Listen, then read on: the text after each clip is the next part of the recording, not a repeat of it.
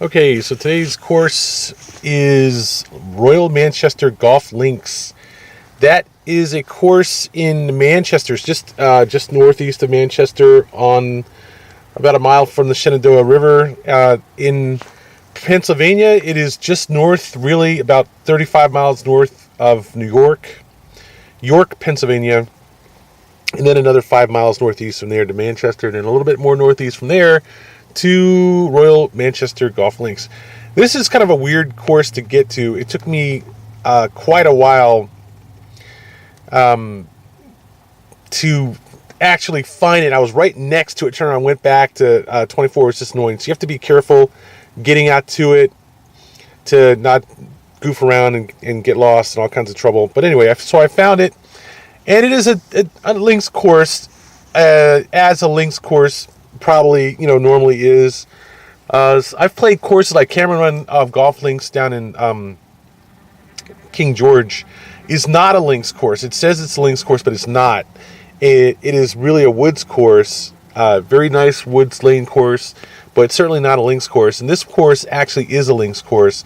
It has that prototypical rolling mounds on both sides of the fairway, and it can be anywhere from 3 feet to 12 feet high, and it's the normal stuff with links, where if you hit the ball into or up into those mounds, there's a very good chance you're going to lose it. It goes over the mounds, you may not find it.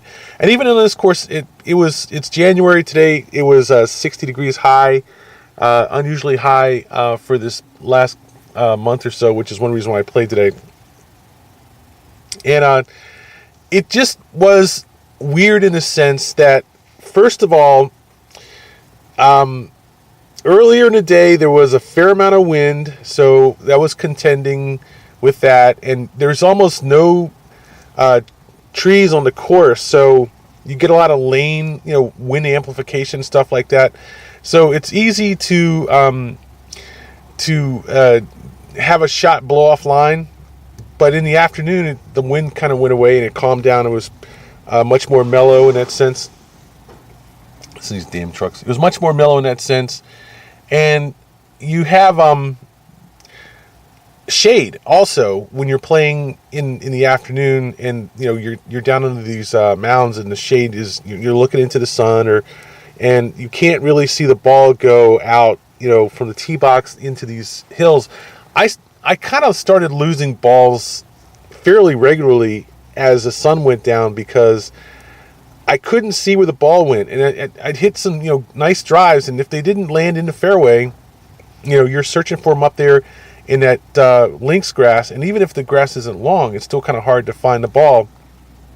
It can get trapped, or some nook or cranny or something like that, or over the hill. You just can't really go. And this is one of those courses where you couldn't go driving around on top of the links mounds, so you're out there walking around looking for your ball, and it's hard to do that when you don't have a lot of time. So it can be a frustrating experience to play links golf.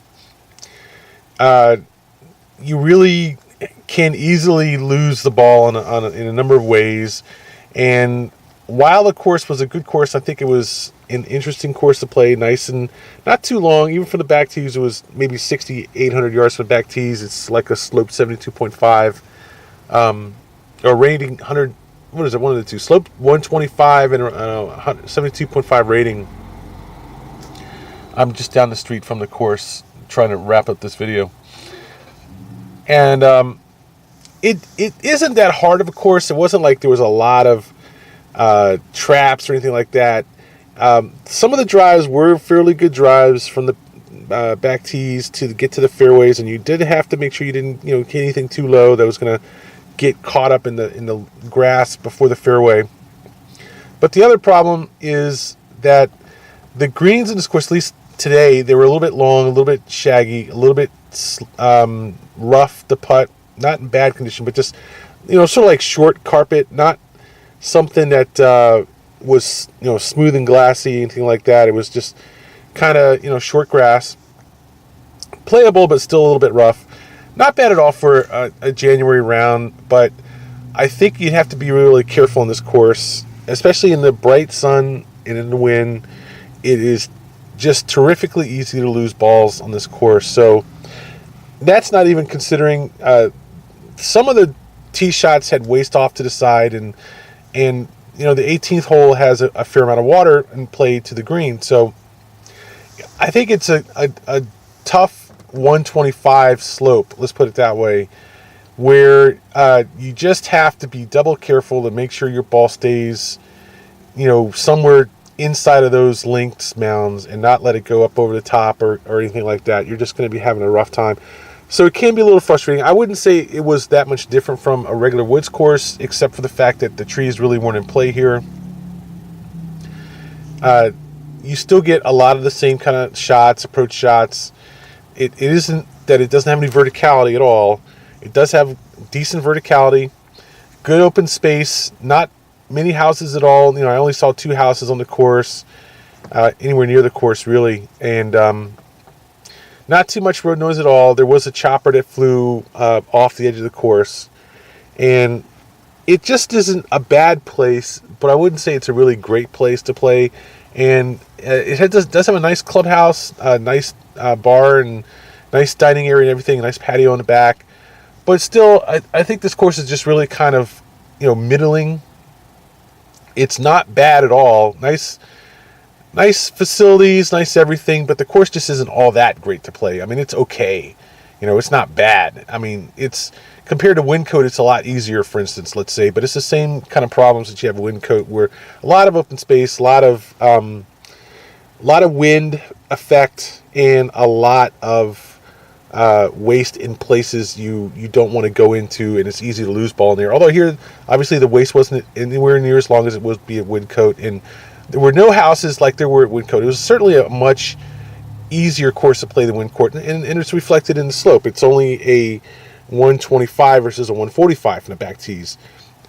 But still, Wyncote at least has some character, and I think it's got a little bit of an edge, whereas this course is really just a little bit too vanilla, really, to really say anything special about it. It's okay.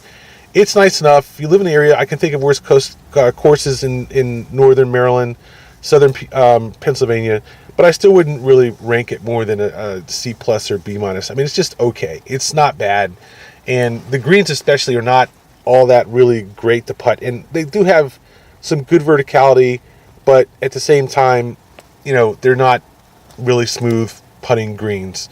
It's a decent challenge to putt the greens because the grass was long enough to really show some surface effects, let's say.